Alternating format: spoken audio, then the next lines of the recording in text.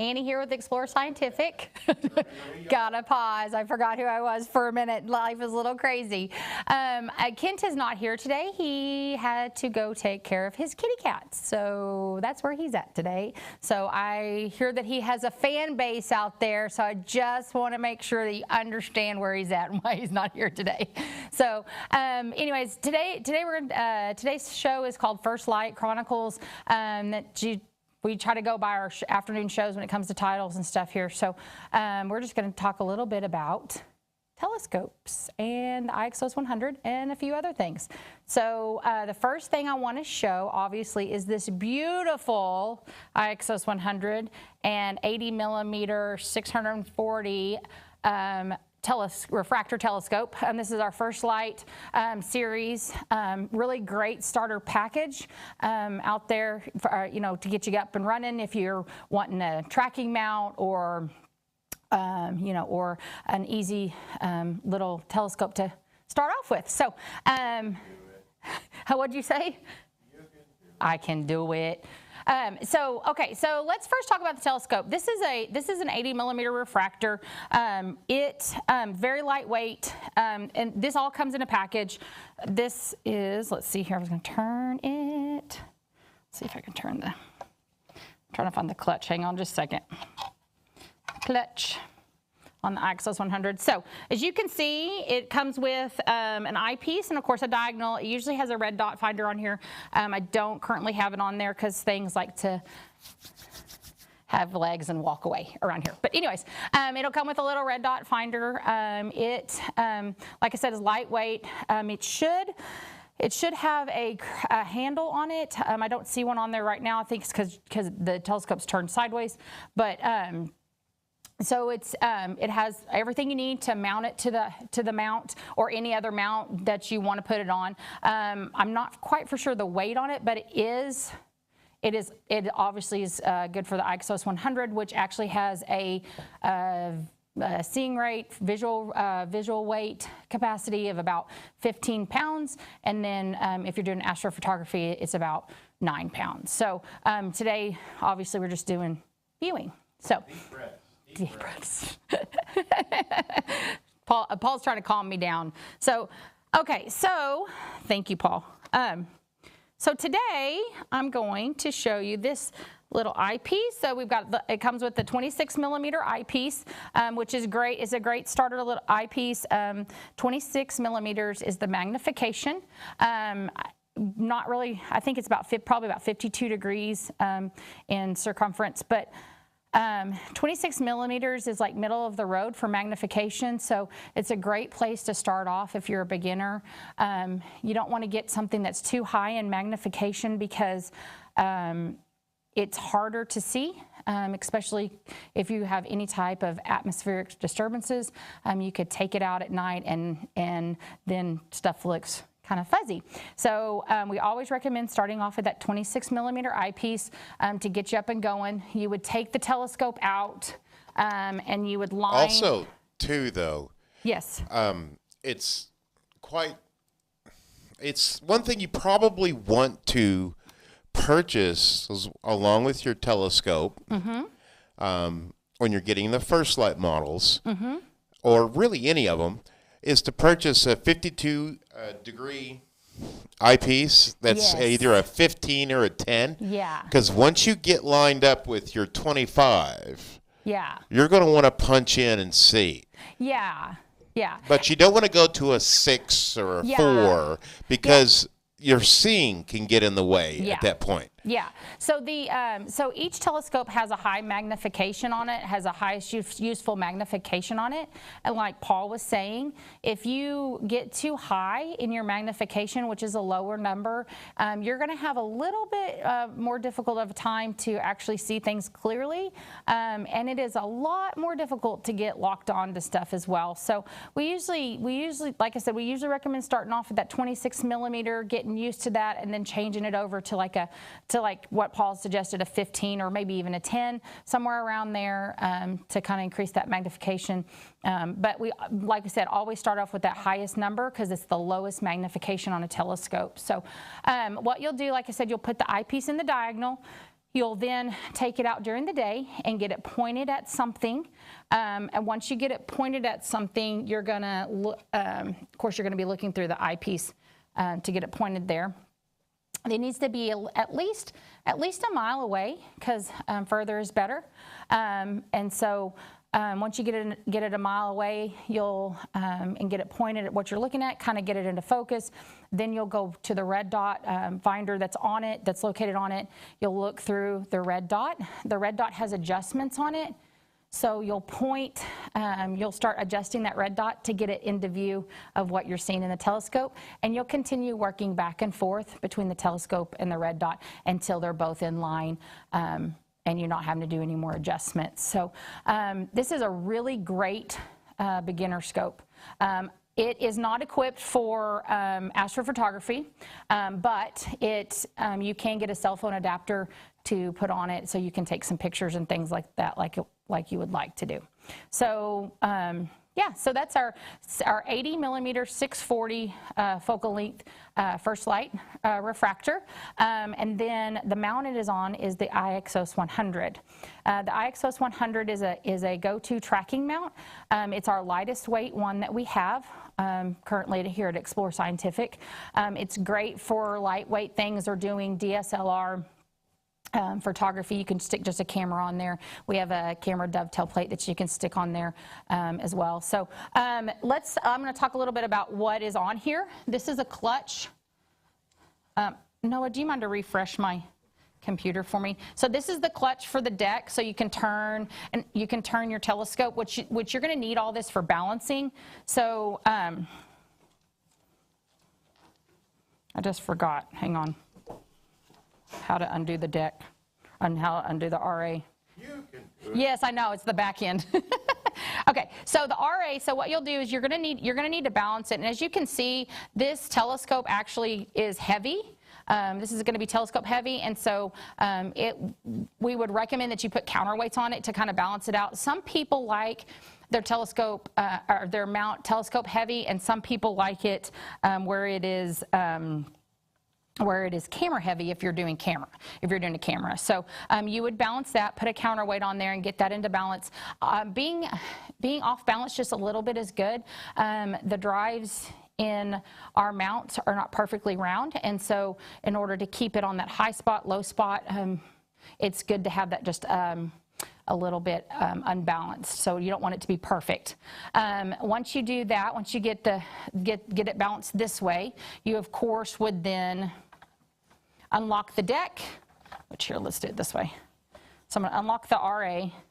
So I would get it in balance this way, and then of course then I would unlock this, and I would try to slide this up and down to where it would be in balance for the deck as well.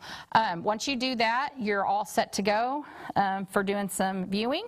That helps with motor it running smoothly. So I currently do not have a counterweight on it, so I'm going to try my hardest to see if it. We'll see if it takes off for us. So if not, I'm going to snag one and stick one on there for you guys. So it has a this cable it goes from the mount to the back. So that's where your motors are at, and your computer is at in the back here on the back of the mount, and that's where the PMC unit is. I currently have a power bank going to it. We keep those on hand here just because we show mounts a lot here at Explore Scientific, and so this mount actually comes with a battery adapter, so it'll come with that. It'll come with D batteries, or not come with the D batteries, but you're able to put D batteries in there and run the mount as well. That only gives you about 3 hours of viewing, so we usually recommend, if you're going to be doing a lot of viewing with it, we usually recommend upgrading to like a power bank or something like that. So, which of course we have some here that you could purchase as well. So I'm going to get our iPad. It runs off an iPad. It can also run off a computer. In order to run it off a computer, you would need a micro USB or micro cable to USB cable in order to do that, and it needs to be one that is a data transfer and not a power cord. We've had people try to use a power cord and it didn't work as well. So just make sure that's a data transfer. So if I wanted to plug it into a computer, I can use it that way. I can. The Ixos 100 also has its own app called Explore Stars. We designed it specifically for our mounts, and so we have this one, and then we have a heavier duty version called the Ixos 2, and then a really big heavy duty version called the G11. So and all of those are able to be run off of the app. So what I'm going to do is the mount has its own network. It does not have internet access. So when I connect to it, it's sending a Wi-Fi signal to the iPad, but there's not any information transfer through internet. So I'm going to change it to PMC86358 is the name of the network. And then what would happen is it already knows it because Kent's played with it, but I would type in password PMC, those are all capitals, dash capital EIGHT, and then hit OK, and it'll connect. It'll say secure, no internet. So again, because there's not a internet transfer with that network. So once we do that, we would go into Explore Stars. And when you get into Explore Stars, you're going to see a compass rose when it's connected. I don't know, is there a glare on that, Paul? No.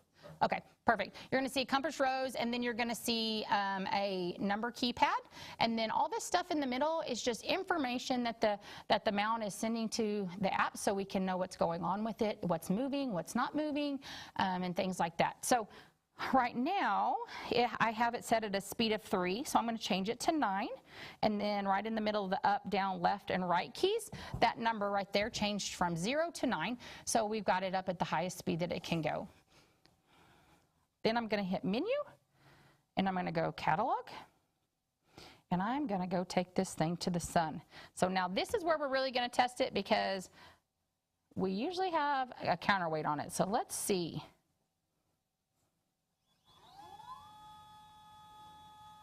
So I hit menu, sun, slew to object, and then go to.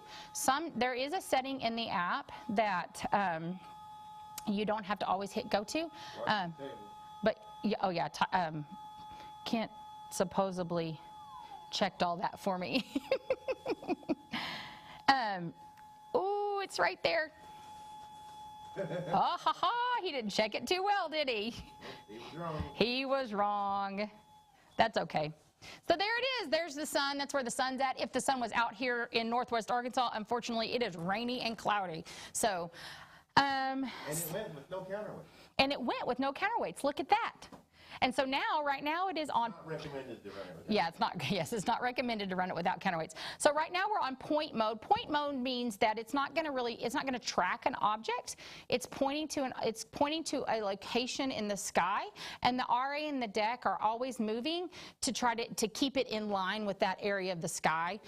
So as the world is turning and the sky is moving, it's going to stay in that location. If we had it on track mode and I pointed it to the sun, it would know the RA and know where it was at, and so it would follow the sun across the horizon like it goes. So the other cool feature about this is on here. Let's say I wanted to move. I wanted to. Right in front of the mount, we can see it. Oh, really? Right here? That right there? Yeah. Okay. Point at the other camera. This camera? Okay. So. To your left. Right, like this? Yeah. Okay. Now we can see it. Okay, so I don't know if you can really see because the sun's red, but there's a red dot in there. This has like an overlay, a compass overlay. You can't really see the compass, but if I took that dot in there, just like if I was on the compass rose and moved it, then the mount would start to move wherever I needed it to, and I don't want to go that way because it's about to hit the table. But it's going whatever direction. I can just pull it down whatever direction if I wanted to only see a certain portion of the sun, or I wanted to go a little bit in another direction, or if I wanted to line it up a little bit better. Some weird noises because it's not balanced. Yeah, I didn't balance it. Well, like they can't hear you. Oh, Paul is saying it's making some weird noises because it's not balanced. Don't worry about it. Yeah, so we don't have to worry about that because the design of our mount is made to where there's no grinding or anything. It doesn't damage the mount, but we really recommend putting counterweights on it. Unfortunately, mine had walked away, and so here we are today with a mount without counterweights. But you can see that it holds up. Okay, the other thing with this is I'm going to put it in, let's see, I'm going to go menu, settings, and I'm going to put it in track, let's see. Oh, I'm sending it home first. So I just hit the park button, so it's going to go back to where we started from, and then I'm going to change it to the track mode. It sounds really good right now, Paul.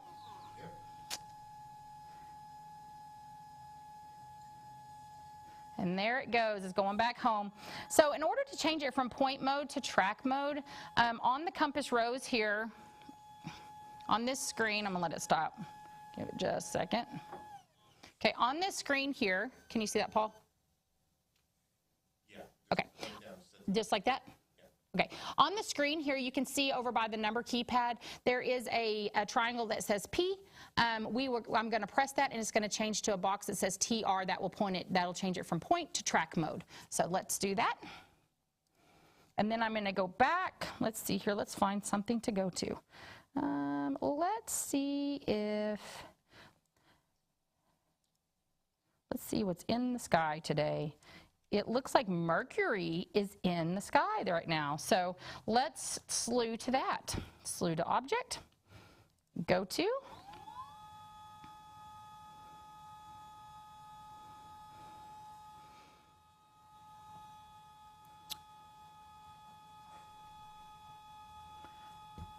Ton, you have a question. Go ahead.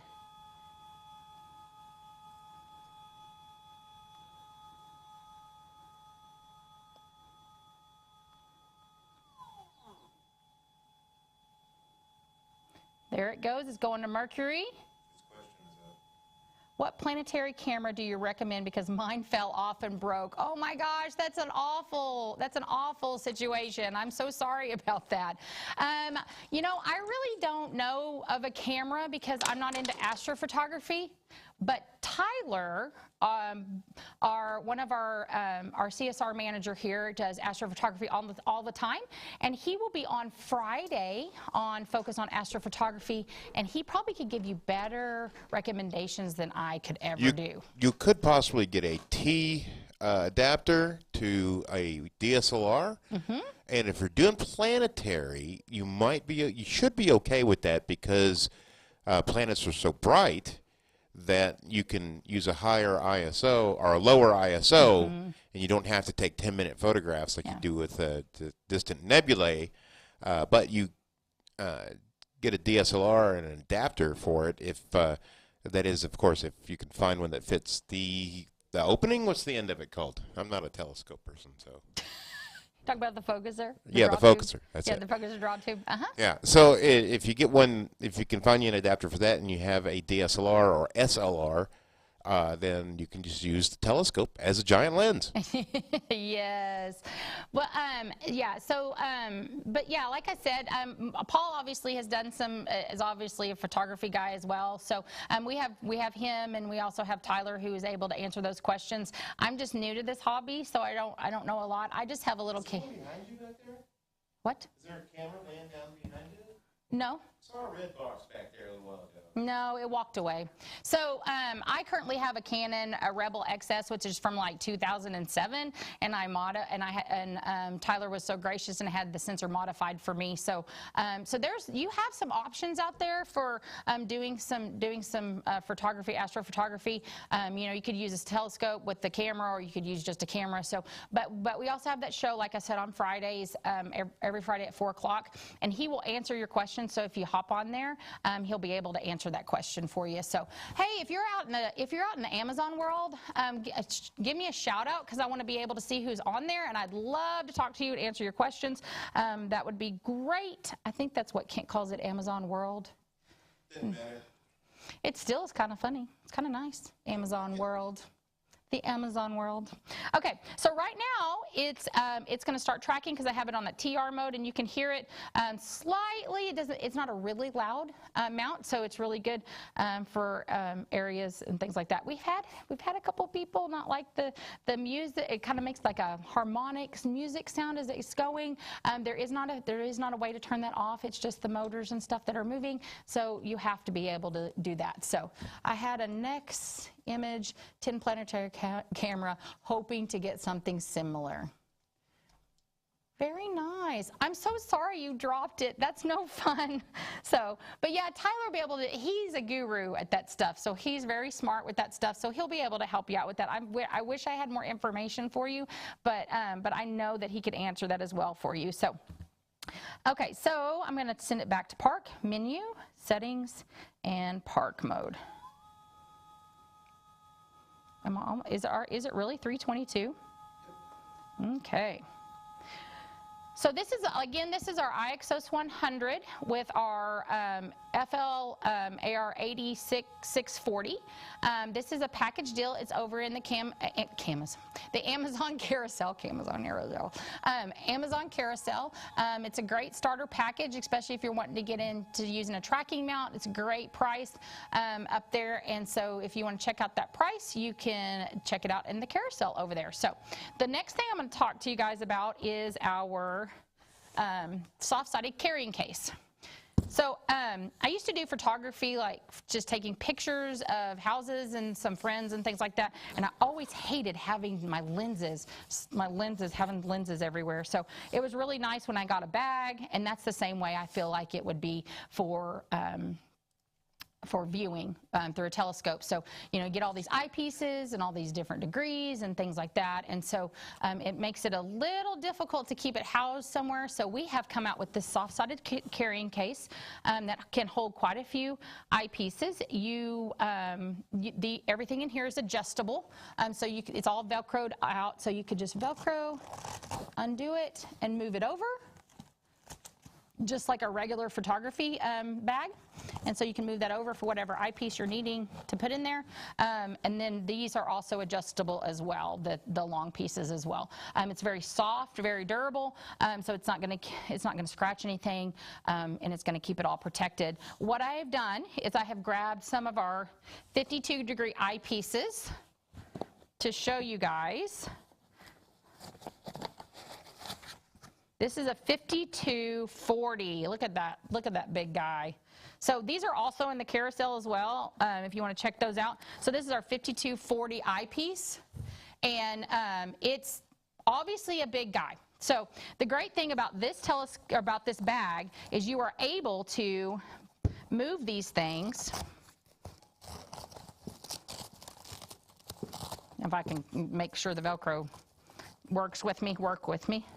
And then you're able to slide those eyepieces in there, and it fits just right in there, and then you're able to put some more eyepieces in there. So it depends on the size of your eyepiece, how many you can get in here, but if you have some smaller ones, you can get those in there as well to keep those safe and together, and not having to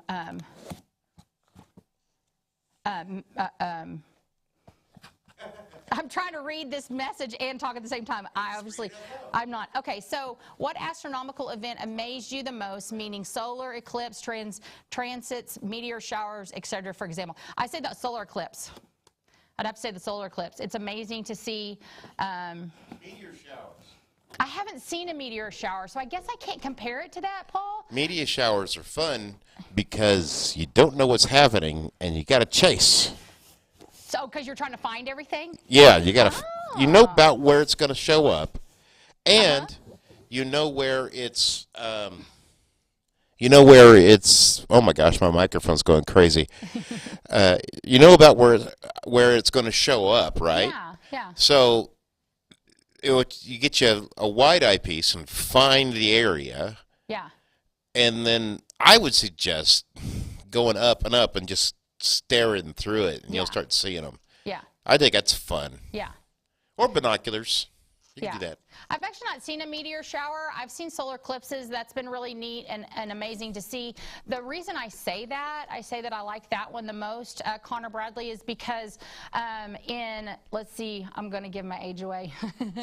In 97 or 98, somewhere around there, maybe 96, somewhere around there. I don't remember quite the year because I'm getting up in age. But anyways, we went to NASA and we got to see the shuttle launch, and it literally lit the sky up like daytime. So it was neat to see. It reminded me of the difference between solar. Did you see the last one? No, I didn't see the last one. Did you see the one where they crashed? I didn't see that one. So, okay. It wasn't Columbia, I think it is. Are you talking about the one that I saw? Was it Columbia? Yeah. I don't remember. I'm telling you, I'm ancient. He said, Tyler calls me space dust. So that's a little Whatever. So I remember being a little bitty child in first grade, second grade. I can't remember. Got a good memory. He's like an elephant. He never forgets. That's true. So watch what you do to me. Anyway, so I remember we were watching, I don't know when it was, actually. So we were watching the space shuttle take off live in the library at Tyson's elementary school. Oh.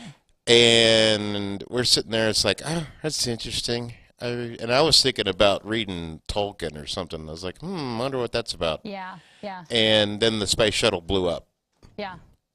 I mean, and they ran us all out of there as fast as possible. That kind of thing I could understand and not ever forgetting. I just remember standing on the beach, like we were miles away. We were miles away, and the shuttle went off, and then everything separated, like you could actually see that come apart, and it was really neat. So just the idea of a solar eclipse is it's not. It's kind of the same, but not the same. So it's just really neat to see something just completely change the world. I mean, it's just insane to be able to do that. So, but yeah, Paul is pointing at me. Let's see here. I like transits. Connor says, I like transits. I saw Jupiter's moon transitioning. Cool seeing its moon shadows casting off the planets. Yes. Scott was talking about that the other day on a show. I've never seen that. I bet you that is really amazing to see and just to think about that's happening out there in space, and it's just really cool. It's really, really cool. So 2 minutes. All right, guys, we have 2 minutes. If you're in Amazon World or you're in another platform, hop on over to Amazon World. Or in another world? We have a camp. Yes, we got different worlds going on. Yes. Go on ahead and go over to go on over to our carousel and check out all the products we have. Harold said hi. Who says? Harold Locke. Harold, hello, Harold. How are you today? Right. Yeah, so if you want to go on ahead and go over there and check out what we have, we don't, here at Explore Scientific, we're about education. We don't just have telescopes. We have stuff for little guys all the way up to older people. In fact, we had a gentleman come in here that's almost 100 the other day and buy an eyepiece. So no matter what your age is, we have something for you. Don't forget, if you're looking to get the telescope, an eyepiece, that Tyrion planisphere, you're going to need it. A red light flashlight, and a solar sun filter. Never look at the sun through your telescope without something, without a correct sun filter on the front of your telescope. Yeah, you've always got to have special equipment. And speaking of solar, since Connor Bradley asked what I liked, the solar eclipse is going to be coming up soon, and we also have those. For sale as well. So be prepared for that, because we're going to have one behind you, right? 2. We're going to have 2. No, I don't have any solar Where did it eclipse glasses. People have. I think he likes to get me to turn around and look behind me. You know, like how somebody taps you on the shoulder and you just. I think that's Paul's way of getting me to turn around. I think somebody. Oh, here, come get these. Oh, here, okay. But I was looking for the solar filter for the. Well, there's solar filters over there. That's what I was. Solar filter for the telescope. No. There's not a solar filter over here. There's supposed to be 2. Everything's gone. These. Why these did they take all the solar? Where's mine at? Somebody wanted to do some solar viewing for Paul. Anyways, these are our solar clip doubt glasses. that. You can buy them in a package. I'm not for sure how many are in a pack, but they are. There, you found it. But they are for sale right now because we're gearing up for the solar eclipse that's going to be coming up. We're going to have one next year and then one the year after that, and we're actually going to have a huge star party for that.